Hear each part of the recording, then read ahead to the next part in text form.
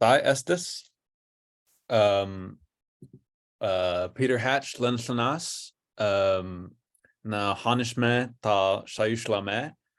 Good morning, everyone. My name is Peter Hatch, Peter Zagus Hatch, and I am a Hannes Kus and Shayushla person who's enrolled with the Confederated Tribes of Siletz Indians.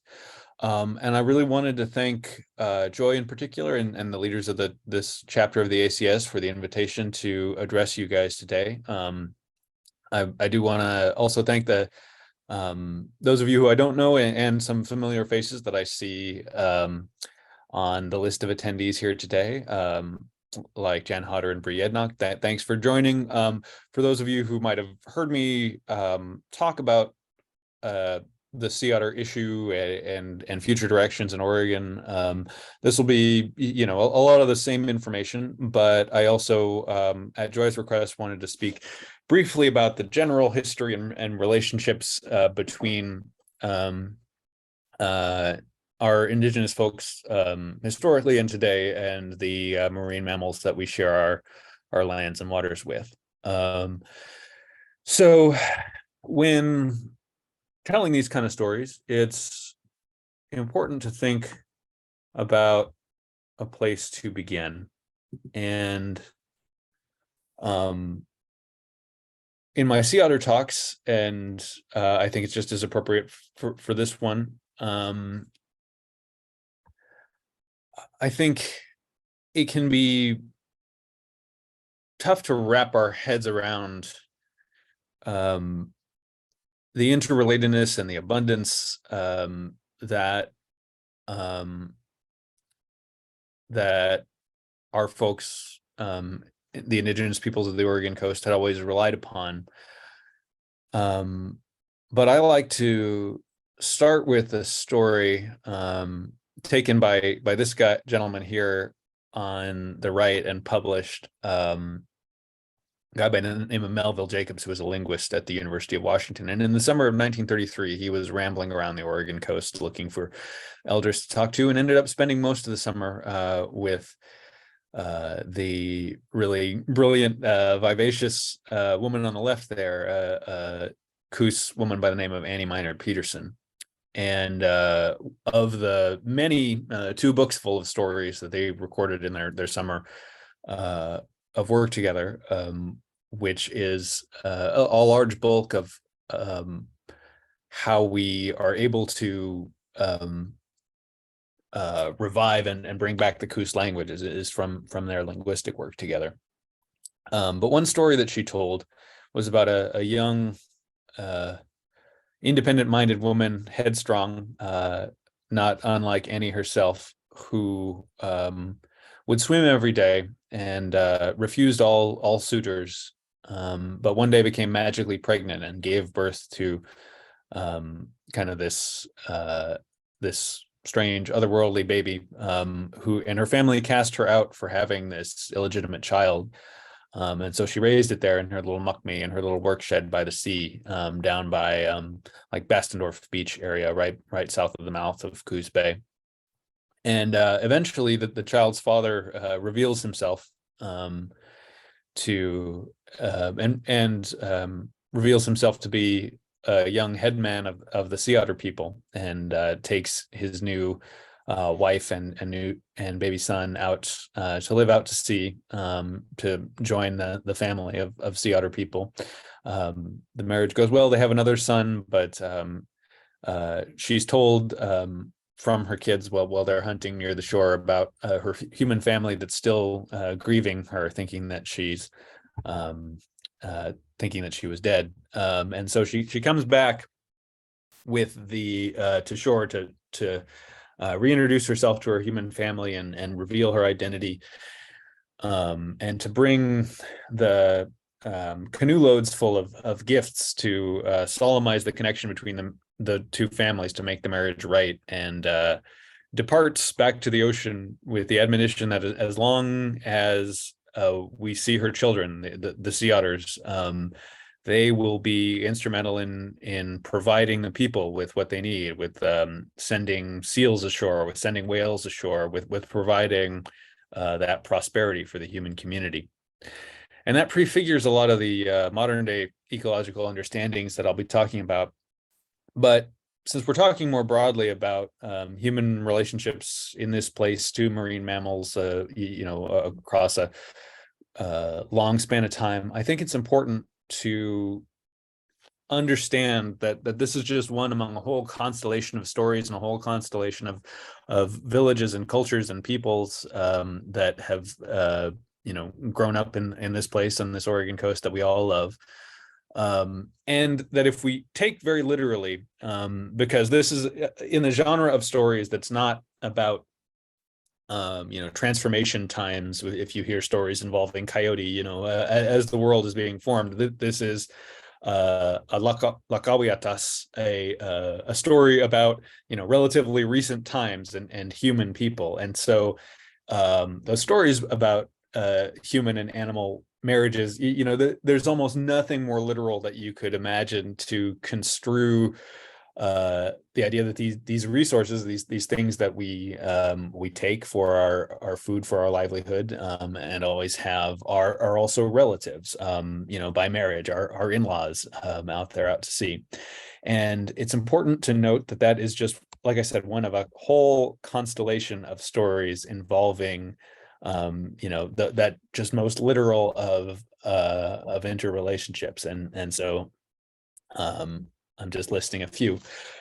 Also, I think that it's important to emphasize that is not a story that I grew up knowing as an urban kid from Southeast Portland with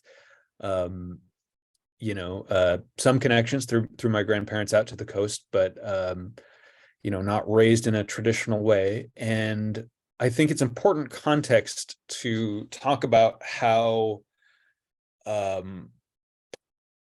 when we talk about traditional ecological knowledge and what tribes can bring to deep and multi-generational understandings of the conservation challenges we face today and how to live in our shared environment, it's important to understand that it was the concerted policy of the United States government for more than 120 years to do everything it could to take all of this diverse array of peoples, not just in Western Oregon, but in the whole country, and incorporate us very forcibly into the American melting pot and alienate us from our relationships to the ways we made our living, to the lands that we once owned.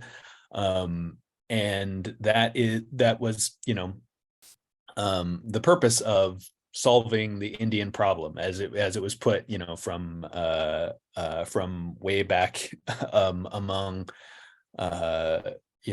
Wampanoag and Narragansett people and adjacent to the earliest colonies, all the way to 200 years later, by the time that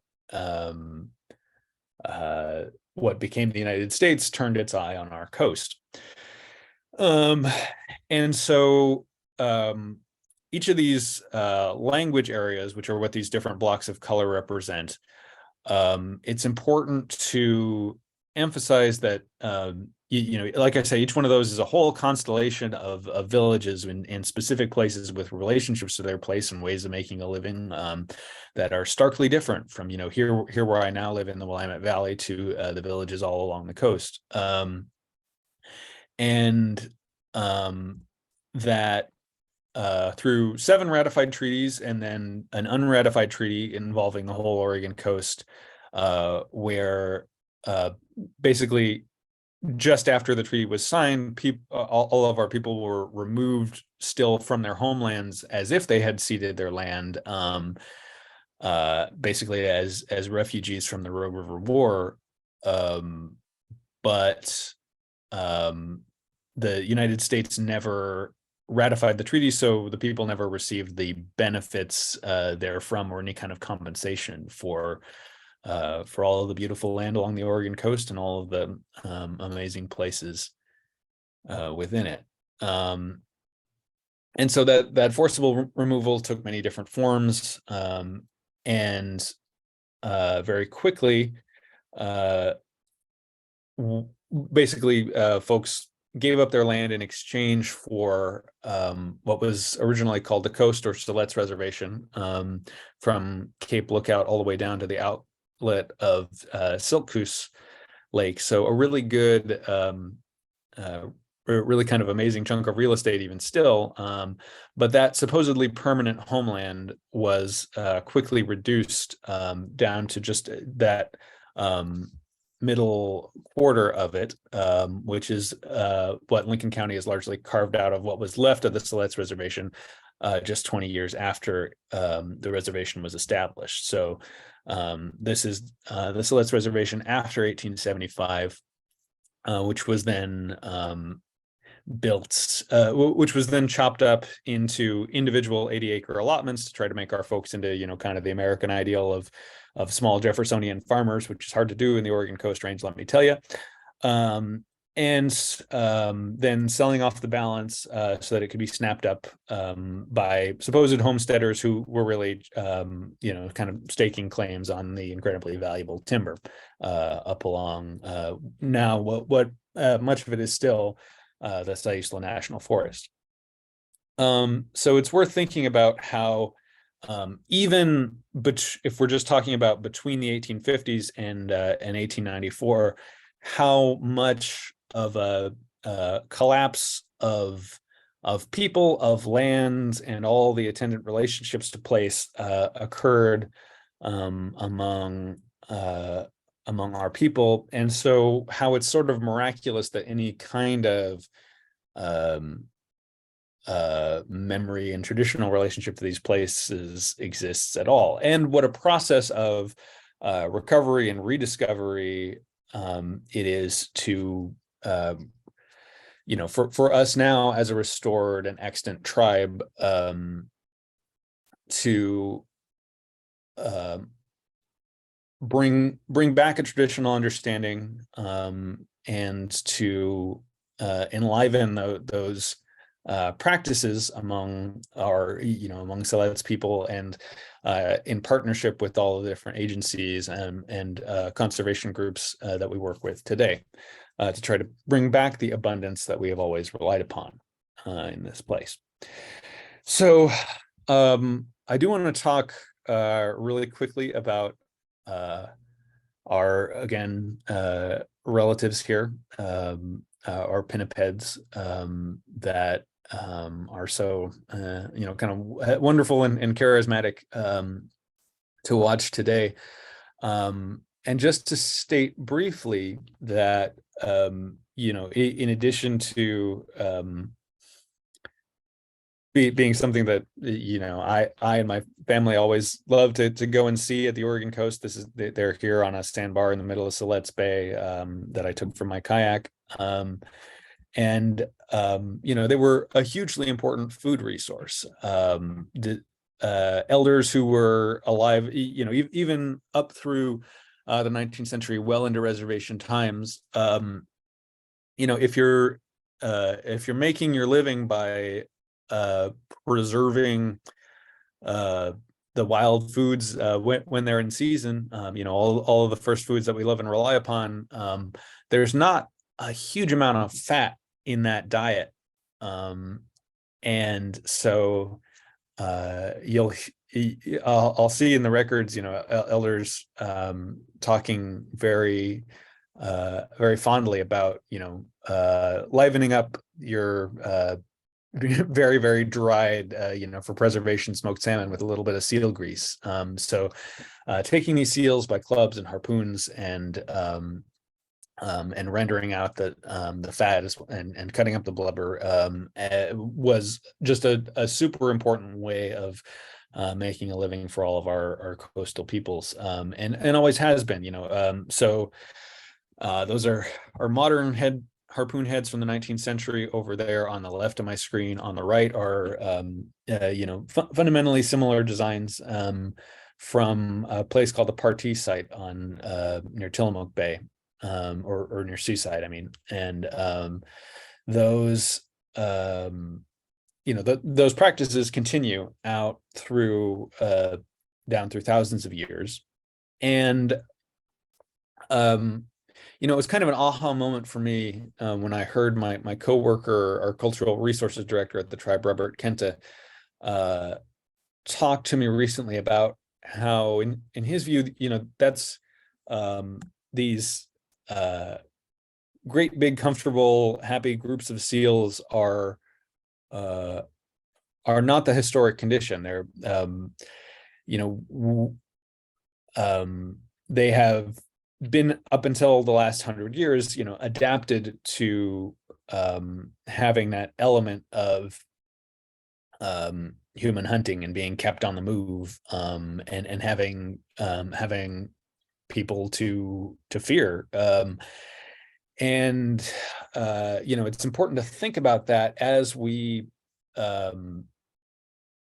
consider the impact that a lot of these large pinniped populations have on some of their food sources, like some of our deeply depressed and endangered salmon runs. As we've had to resort to lethal measures at places like Bonneville Dam and Willamette Falls, because just a couple of sea lions that get that far up that river system can have a really detrimental effect on threatened fish runs. And so that's just some food for thought. I don't really have personally, and I'm just speaking personally today, have concerted thoughts about how we should be treating our friends, these pinnipeds. I always love to see when I'm out kayaking. I think that I also want to touch, of course, since I'm speaking to the American Cetacean Society, about whales in traditional practice, and the gray whales that we've always had along our coast, especially, and what they represent also in terms of a food source. It's sometimes said that people say south of Macaw, where there's an extant whaling tradition, didn't really whale out in the ocean. I think that's a more complex topic that still needs to be explored. In fact, early on in the reservation era, an Army doctor who was posted to Yaquina Bay and wrote a little back to the Smithsonian about the local folks, the Yaquina Indians, said they do not hesitate to in their canoes to go out in the ocean after whale. But what's much clearer, and what's really well and vividly talked about throughout the historic record, is the ways that a whale that died of natural causes and drifted to shore would be a tremendous boon to the community in the area that it washed ashore. And so this continued up into reservation times, up into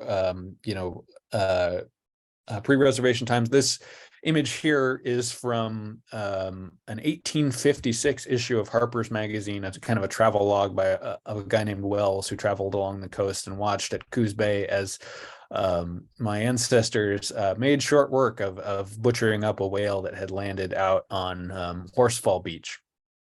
And that there are kind of amazing descriptions in the record, objects we don't really have anymore, of folks making basically a boiling pot to render out all this amazing blubber and this huge boon of fat in wooden pots the size of a canoe, and scooping and preserving that huge boon of blubber, which doesn't come along all the time. And there were elaborate rules about ensuring equity when this tremendous gift of food washes ashore, and rules sometimes observed in the breach. There's a story that a different elder told, actually, about my great-great-grandfather, Isaac Martin, and his brother, to Coos guys who discovered a whale north of the Siletz River. This would have been sometime in the 1870s, and not wanting to share their good fortune, their catch, cut off as much blubber as they could, hid it in the dunes there, and only then went down to the Siletz villages and said, "Hey, everybody, we found half a whale." And their double dealing, their deceit was discovered, and at least as the story goes, the medicine people among the Siletz called up a storm that washed their cache of blubber and whale meat out to sea. So my my point being that the whales that still wash up along our shore on the very same beach where Florence is celebrating, I think, the Exploding Whale Festival this weekend, has always been part of our traditional practices, our relationship to this place, and how you make not just eke out a living, but have abundance, have a good life here on the Oregon coast. Now, with those things briefly touched upon, I want to do more of a deep dive here on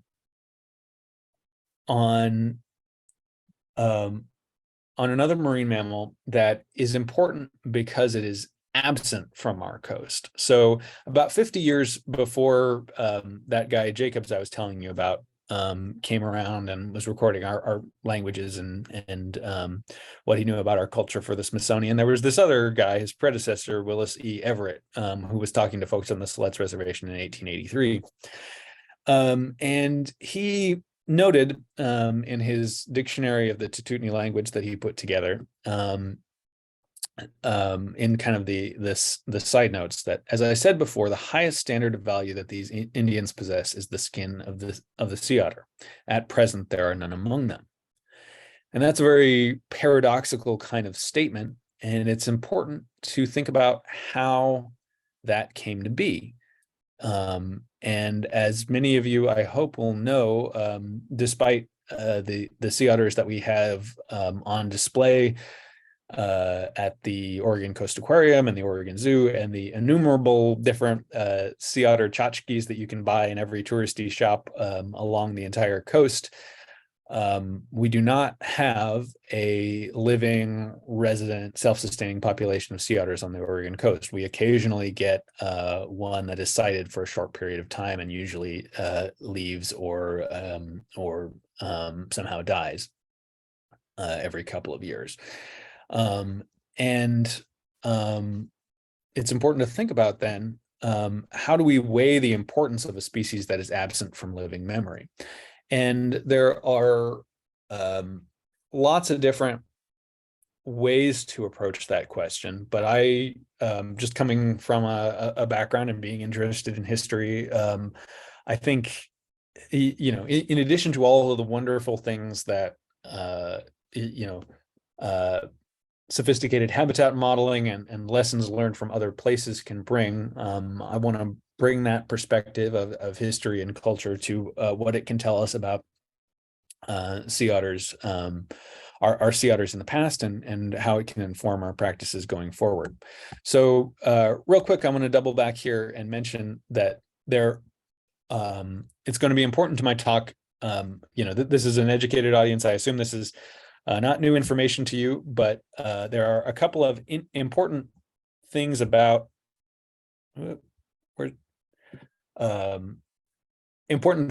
sea otters, a couple of adaptations that they have that make them fundamentally different from other marine mammal species that we've already talked about.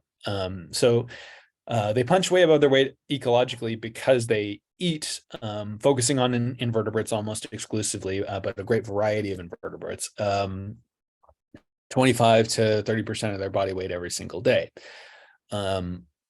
And then, as opposed to pinnipeds and whales, which insulate themselves with blubber, sea otters insulate themselves by having the densest fur in nature, often rendered at 1 million hairs per square inch. And that's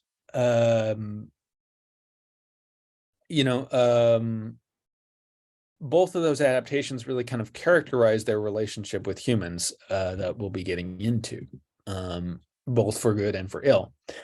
And so,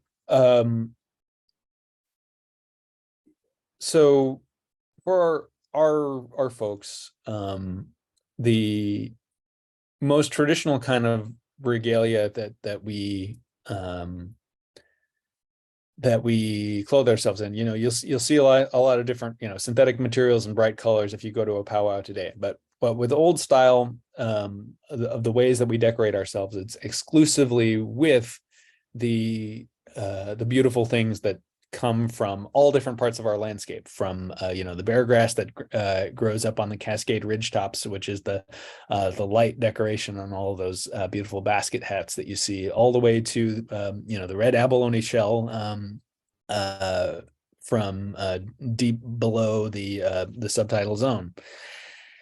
And among those many resources that come together in the way that we celebrate, in the beauty that we create from the landscape that we live on, even though our Oregon sea otters have been gone for more than 110 years now, they're remembered as the most beautiful, elegant thing that comes from our landscape. And indeed, the same kind of elders who were talking about the whaling and sealing practices that I was mentioning, mention sea otters are seldom gotten and are key to, you'll have to forgive Frank Drew's very sexist way of putting this, but are fundamental to the big gifts between families that would solemnize a marriage, or the way that a chief would, a headman would dress himself to go out and do some diplomacy. And there's in the tremendous linguistic diversity along our coast, there's 6 completely different words for sea otter, and different kinds of relationships to them, and relationships to place. But it's fundamental that across many different sites, our colleague on the Elakha board, Roberta Hall, has noted that right behind the pinnipeds that we've always needed for their oil, the sea otters are the second most common marine mammal bone found across many different shell midden sites, which are the material record of generations upon generations of the way our people made a living at these different places, at least as long as sea levels have been near where they are. And so in fact, things drawn from the sea otter bones in those materials, information that we can glean, has been important in terms of answering several different questions about how we might approach a reintroduction, and things like identifying the relationship of Oregon's former sea otters to the existing two southern and northern subspecies from California and then from Washington northward. And so there are also a lot of recollections and stories about harvesting sea otters that are very tied to specific places in the coast. And indeed, we could drive out today to Otter Rock in Lincoln County, or those of you who are down on the South Coast could drive to Otter Point in Curry County. And it's, I think, notable to me that the respective place names for both of those spots in Tillamook and in Nuea, respectively, both mean exactly, like, directly translate to Sea Otter's Rock. It's and have associated hunting traditions. So it's important to note that that this heritage of our sea otters, even after our gone, is just underneath the surface, is still very, very present in how we understand the landscape today. So if you plot out some of these recollected hunting places and all that sort of thing, and put that up against the rather sophisticated habitat models developed by OSU grad students, it's very notable to me that it's a basically one-to-one correlation with where we would expect sea otters to be abundant today. Should they be reintroduced and reach their carrying capacity all throughout the Oregon coast, which would be a long time from now, unfortunately, under any kind of realistic scenario. Now, I finally want to turn to, so there were sea otters here, they're gone.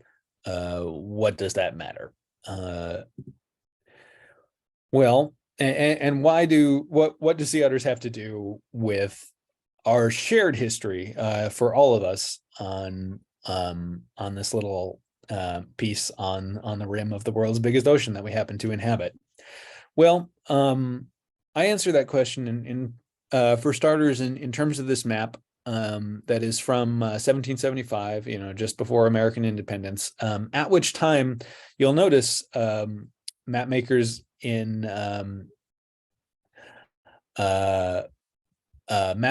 Europe understood a great deal about the Russian Empire all the way to Kamchatka, but much of the entire region that we inhabit is practically still terra incognita. And part of what changes that, part of what derives the process of dragging our region and the people in it into the global economy is the story of the economic exploitation of the sea otters of this coast. And that story you can begin in the 1600s when the Qing dynasty takes power or takes over the Chinese Empire, at which point their kind of woodsy northern tastes and the fur hats and the fur trimmed silk robes and a very hierarchical grading where, just like over here, sea otter is the very top of the fur that you can possibly obtain, suitable only for the emperor and the folks immediately surrounding him. That creates an incredible fur boom all across Asia as folks try to serve this insatiable market. And when a different world power, Russia under Catherine the Great and Empress Anna, start to send out looking for the furthest extent of their territorial claims in around the 1730s, they send Vitus Bering out to see if they have a good claim to North America, into the sea that bears his name, and he's shipwrecked on the island that now bears his name. And he dies in the attempt, but his crew that come back actually make a good bit of money from the sea otters that they're able to sell, and further expeditions head out into the Bering Sea with fur traders trying to make their money, make their bones on especially exploiting the labor of Unangach Aleut people, island hopping all along the chain and basically taking families captive in order to exploit the forced labor of the men and their expert hunting techniques. And that continues all the way down as far as the California coast in Fort Ross, where there is still the former Russian American farming station that they established there. And the British get on the trade, starting with James Cook trading at Nootka Sound, and shortly after the Americans, the first American flagged ship in our waters was the sloop Washington in summer of 1788. And the first thing they do coming upon the Oregon coast, as recorded by the Journal of the First Mate, is meet a trading canoe full of local Tillamook guys, right around off of Cascade Head by the latitude. And the first thing that they do is trade for some sea otter skins. And it's important to note that the effects of colonization are already being felt in our communities at this point. That First Mate's Journal notes that half of the crew of canoemen, their faces are already marked as survivors of the smallpox. And when Lewis and Clark was, or I mean, sorry, when Thomas Jefferson was dispatching Lewis and Clark, among the instructions he had for Meriwether Lewis is when they got to the Pacific to see if they could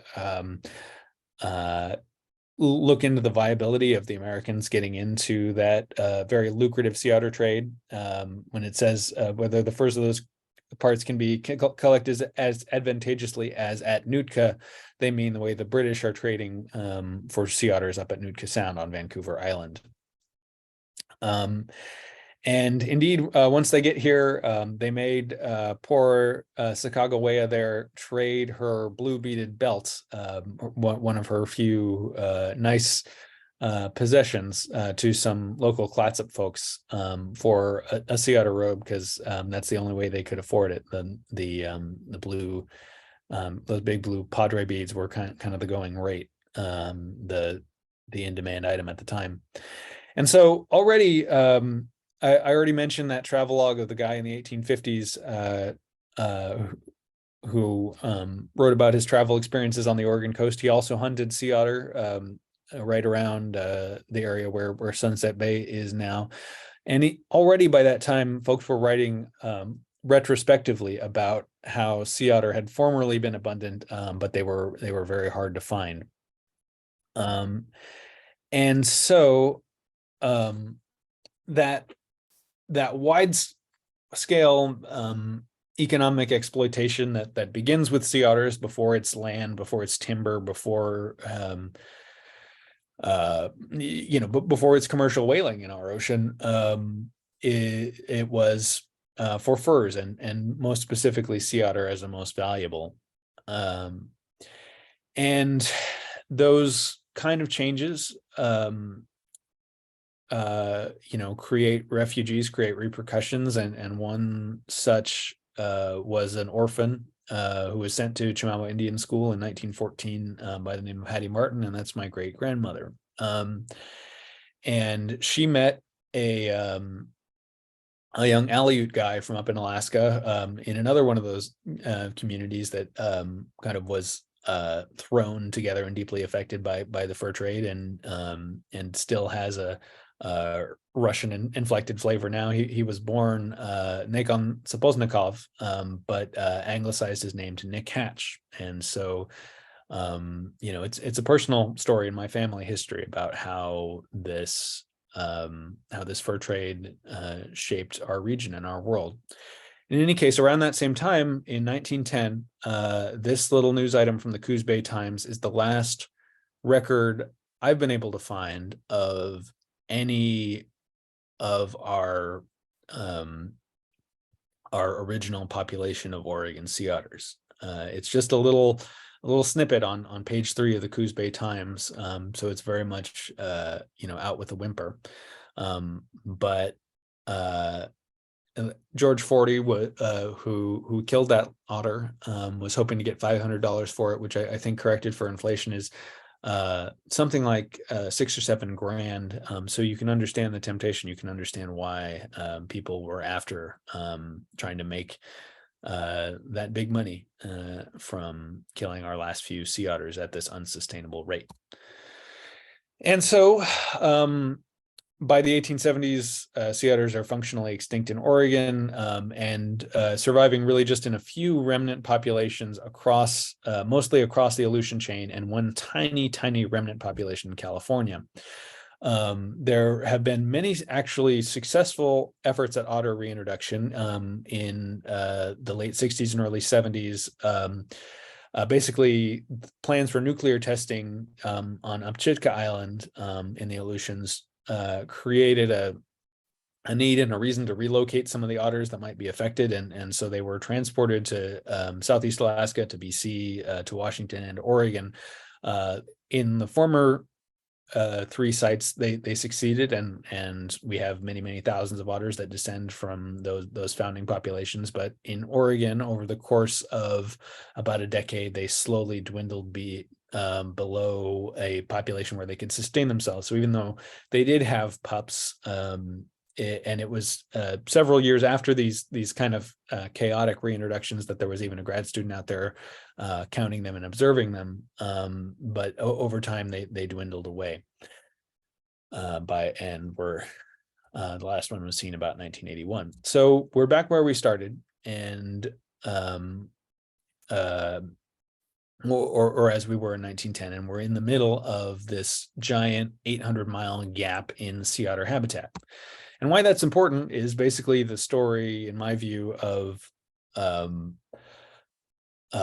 modern ecology catching up to those traditional understandings about our interconnectedness as humans, and with the many beings that we share our environment with. So this guy, Jim Estes, was kind of foundational in the understanding of the concept of keystone species, as he was observing the differences in the underlying ecology between islands that where sea otters were present and islands where they were absent out in the Aleutians back in the 70s, where these top predators, wolves and Yellowstone is often used as another example, can create trophic cascades that shape all of the food web down below them as a result of keeping, if you like, keeping their food sources, their population under control.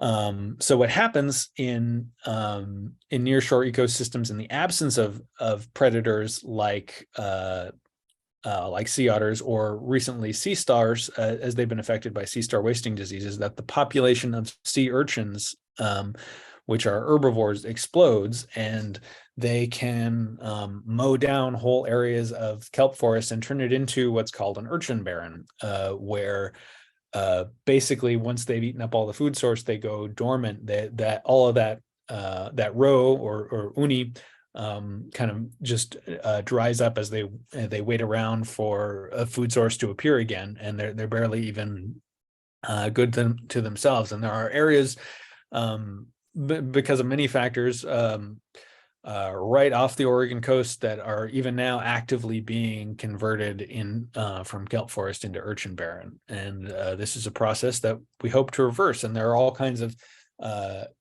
human means of doing so. The Oregon Kelp Alliance is doing wonderful work about trying to do urchin culls, or work on different projects to make these urchins that are in these barrens, to raise them with in the presence of different kinds of kelp or dulse on land, to make them commercially viable again, and then being able to sell them, to create a market for keeping harvest going of these purple urchins. But in my view, that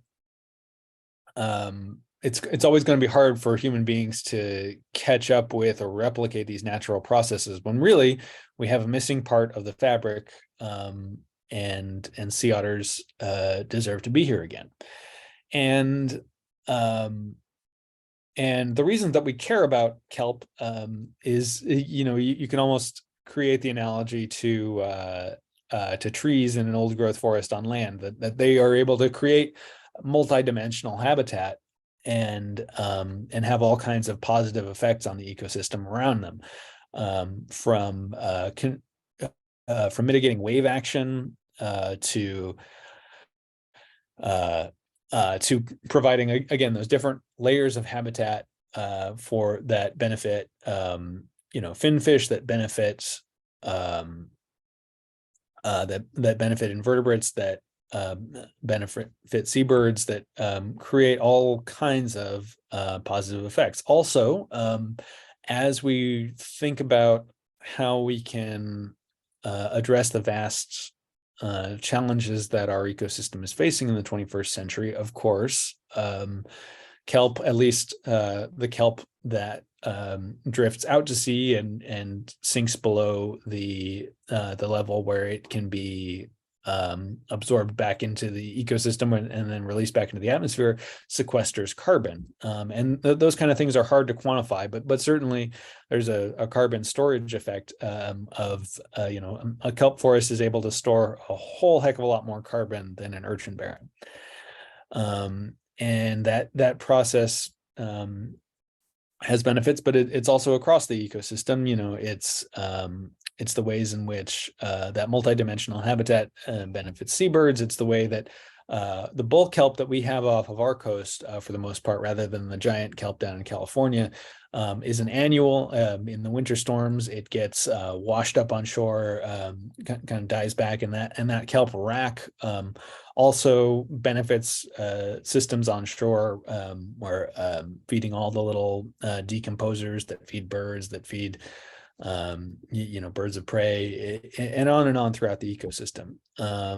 Similarly, in places down in California where they've released sea otters in an estuarine environment, they've had benefits on eelgrass ecosystems as a result of controlling those grazers by keeping the little kelp crabs under control. And I think it's important to talk about the economic dimensions of this. In many ways, many places on the Oregon coast, as we're transitioning from being a resource extraction economy to being basing our economy on showing off the amazing resources that we still have left to folks who want to come and visit, sea otters can potentially be a big part of that. There was a huge boon to Uquinta Head Outstanding Natural Area last year in November, when one single sea otter was sighted and hung around for a few weeks before unfortunately being bitten by a shark and succumbing in veterinary care. So in the spirit of all of these potential good effects that we see from sea otter reintroduction, we've come together as a group called the Elakha Alliance, after one of those words on an earlier slide, after the Chinook and then Chinook Wawa or Chinook jargon trade language term that was used up and down the coast for sea otters. And so what we're up to is to try to restore a healthy population of sea otters and make our ecosystem more robust and resilient.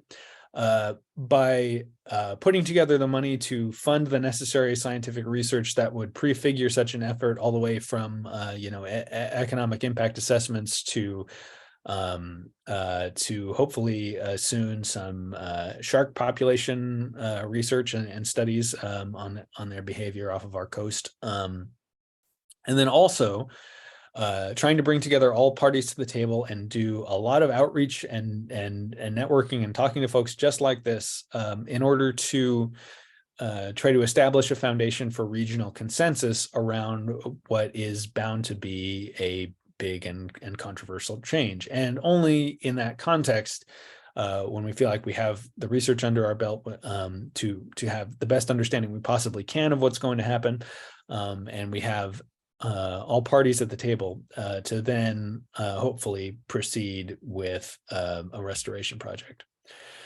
And so to that end, we commissioned a really good feasibility study that you can check out on our website. But the basic points are that reintroductions have been very successful in other places, and it's very likely that a reintroduction with modern animal care practices and the kinds of careful study and follow-up that we would do now could be successful in Oregon. And this is likely to have many effects that we have to consider. That's a very much a short version, but I welcome you all to check it out and learn more if you care. If any of this is interesting to you, you can find us on all the usual social channels. And we've had a number. We host an annual Sea Otter Science Symposium with different kind of folks who study Indigenous crab, who study kelp environments, who study urchins, who study sea stars, coming to talk about different things about the Oregon kelp ecosystem and potential or current developments and potential future directions. So all of the videos of those lectures are on YouTube. I encourage you to check it out. There's some amazing information. And with that, I want to thank you all for your time, and go ahead and take your questions.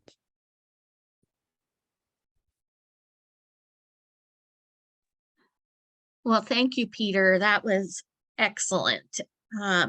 We do have a question. Sea otters are successfully being reintroduced around Telegraph Cove, British Columbia.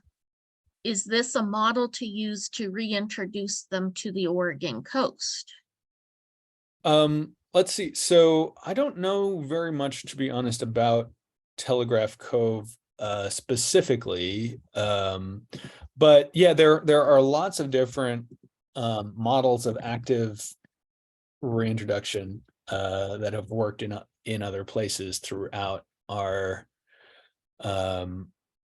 environment. But so it's important to note, and this isn't something I will claim to know very much about, but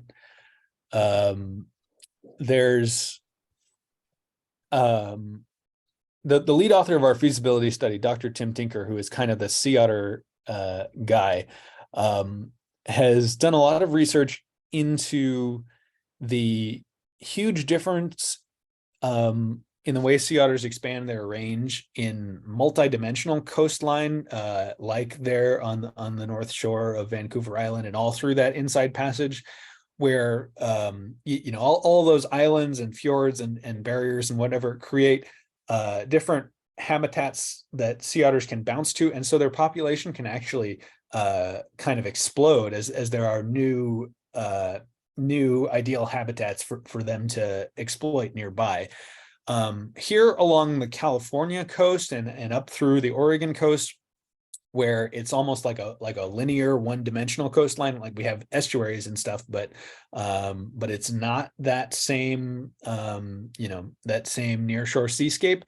They expand their population a lot more slowly, and particularly because you know, the social behavior of otters is that large rafts of mothers and babies kind of group together, and as long as they have good habitat, don't actually venture all of that far outside their preferred range. And so there are lots of places that they can expand to nearby, you know, in places like Vancouver Island. But here along our coast, your only choices are really to the north of here or to the south of here. And that's going to have a big effect on why reintroduction here is somewhat more difficult and likely to be a lot slower than the kinds of areas like in parts of the Canadian coast, or especially in Southeast Alaska, where the incredible population expansion of sea otters, that their success in coming back has actually become a problem in terms of you know, all the other marine resources that that people rely upon, and so up there, returning to traditional hunting practices of sea otters as a method of keeping their population under control has been very important for Alaska Native folks to be able to continue their lifeways and, you know, manage the different things like basically, you know, hazing or taking lethally sea otters to protect important clam gathering areas and that sort of thing. You know, I think it would be an ideal world if that would be an extremely good problem to have, I think, if we were looking at having overpopulation of Oregon sea otters, but that's a prospect that's probably, even in the event of a successful reintroduction, that's beyond my lifetime. Yeah, is there another question, Joy? There is. Did the feasibility study have any projection of what a minimum population size would be required in an area like Yaquina Bay or another localized effort along the Oregon coast? Yeah, so we're really talking about I think a lot of Tim's projections are based on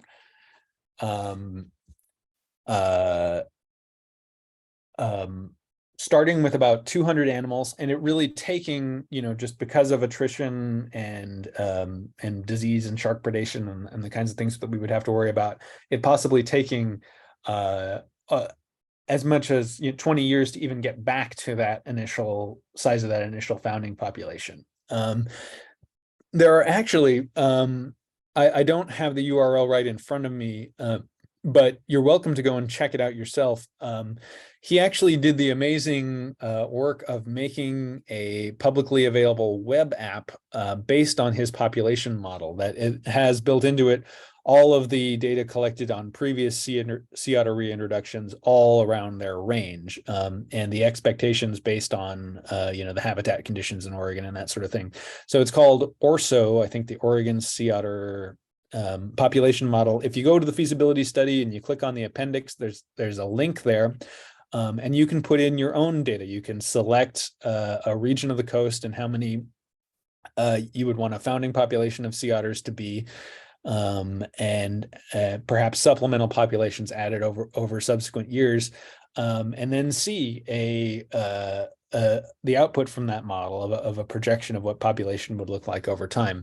And so there are many regions that look like they could be successful, but obviously you would want to set sea otters up for success. So it seems like the rich areas of our coast that were where we're in need for the refuges for those very last Oregon sea otters that we have any record of, places like Cape Blanco, Rogue River Reef, that are still kind of ideal habitat conditions and large kelp beds, are really the first places that we're going to be looking at for any kind of restoration project, or for any kind of reintroduction, because it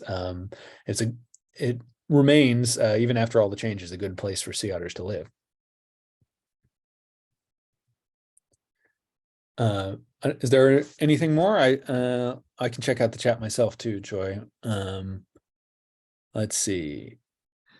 So we had some comments here. We have thank you, nice overview and presentation. Oh yeah, I see. Yeah, thank you all for the thanks. And if you have more questions, feel free to unmute and ask them directly if you like. Let's see. And you can also feel free to put them in the chat as well. Yes. There was a question about the reintroduction. Would it be with the southern sea otters or northern sea otters? Yeah. So I don't think that we have a determination on that yet. There's been discussion about unlisting the southern sea otters, but to my knowledge, they haven't gone forward on that proposal. So there was a lot of talk when my father was kind of starting the predecessor to our formal organization and to doing this work in the early 2000s, about whether the reintroduction efforts in the 1970s had been with the wrong subspecies. That's possible, but we think it's starting to seem like, from close studies of the remains of Oregon's original otters, that they were that Oregon was kind of the transition zone between the two subspecies, and that it's possible that either one could succeed, and that actually one of the goals of reestablishing a population in the middle of this great big gap in their habitat is that it would allow for interbreeding and gene flow between the northern and the southern populations, as would have originally occurred throughout time, which is important because the southern sea otters are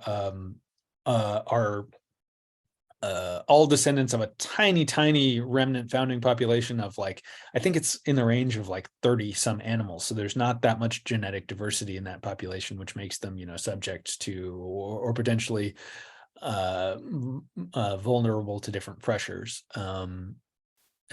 like disease. And so that's one of the things that I've heard folks mention as a potential good outcome of this is being able to restore that condition of being able to, for there to be interbreeding between the two subspecies, which could end up occurring here in Oregon.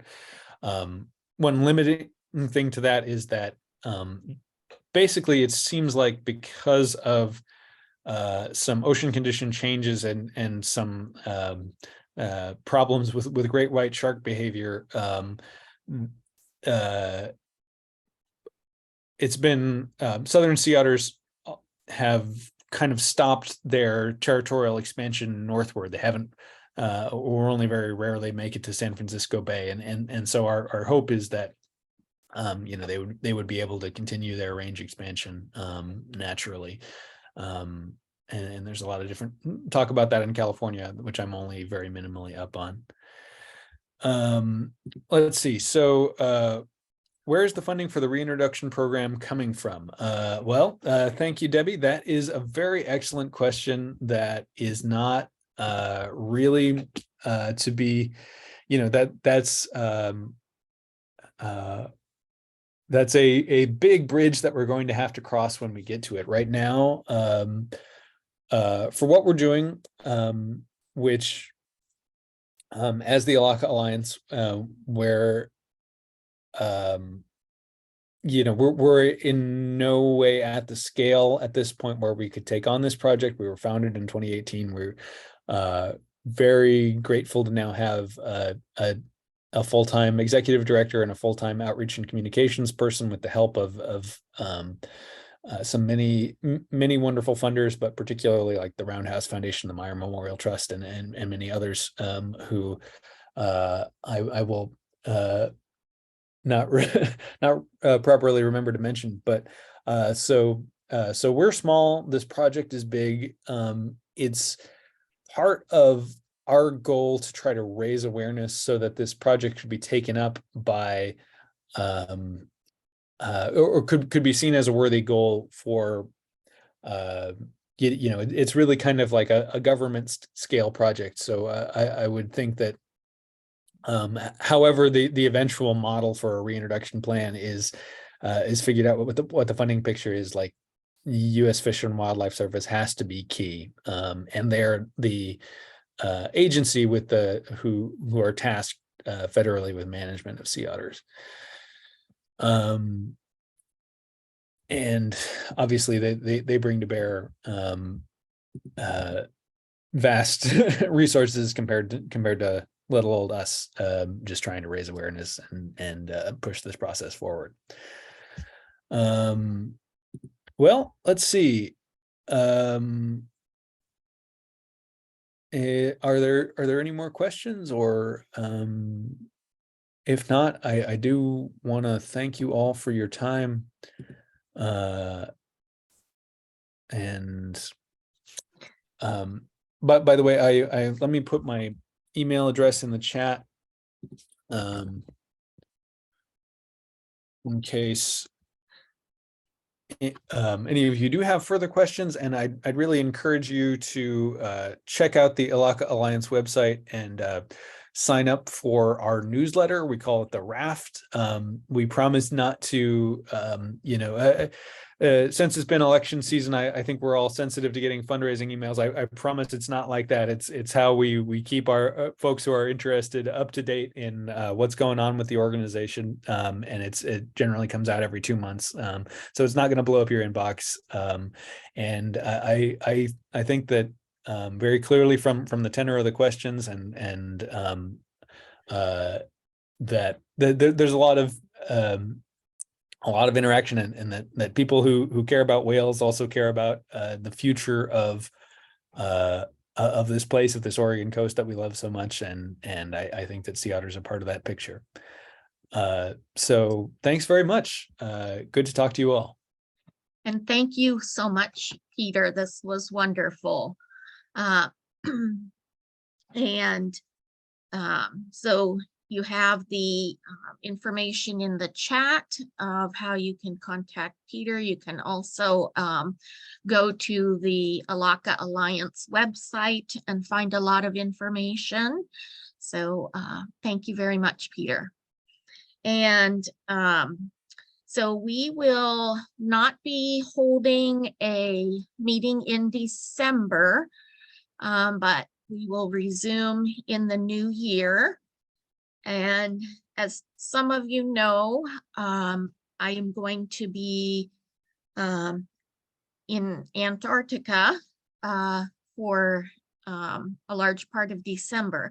So if you have questions or concerns that come up while I'm gone, please feel free to reach out to any of our other board members, and they can assist you. And I will see you all in the new year. So thank you very much again, Peter.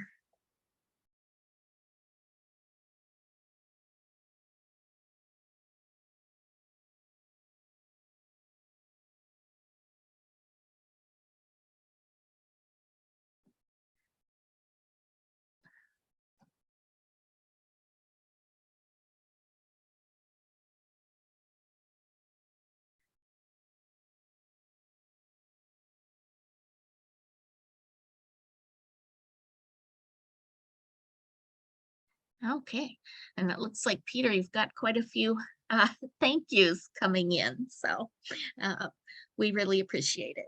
All right, have a good day.